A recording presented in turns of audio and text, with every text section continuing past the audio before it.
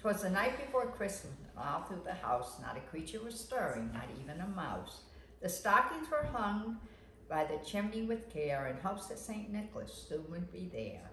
The children were all nestled, all snug in their beds, with visions of sugar plums dancing in their heads. And Mama, in her kerchief, and I in my cap, had just settled our brains for a long winter's nap, when out on the lawn there arose such a clatter. I sprang from my bed to see what was the matter. Away to the window I flew like a flash, tore open the shutters and threw up the sash. The moon on the breast of the new-fallen snow gave a luster of midday to the objects below. And what to my wondering eyes should appear but a miniature sleigh with a tiny reindeer, with a little old driver so lively and quick, I knew in a moment it must be St. Nick. More rapid than eagles, his coursers they came, and he whistled and shouted and called them by name. Now Dasher, now Dancer, now Prancer and Vixen, on Comet, on Cupid, on Donner and Blitzen, to the top of the porch, to the top of the wall. Now dash away all.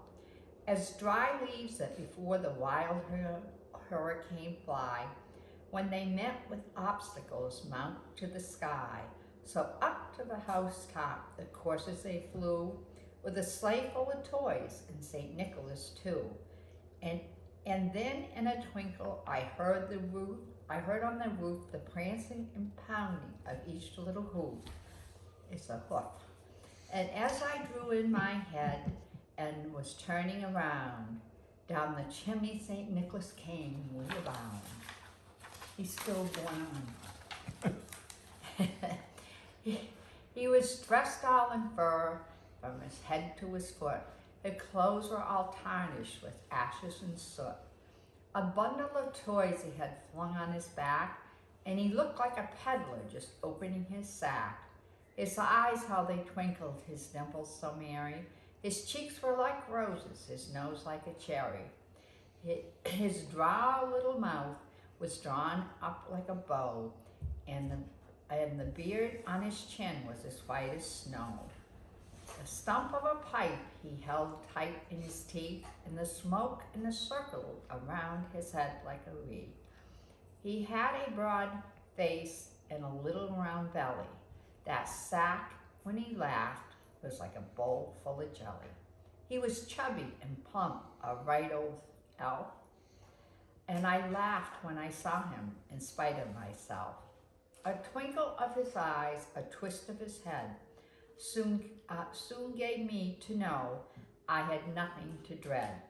He spoke not a word, but he went straight to work and filled the stockings, then turned with a jerk. And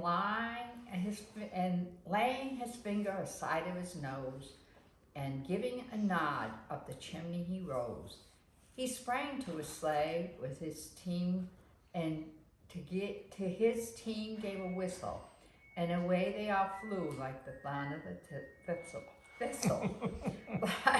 But I heard him exclaim, ere he drove out of sight, Merry Christmas to all, and to all a good night. Nice job, man.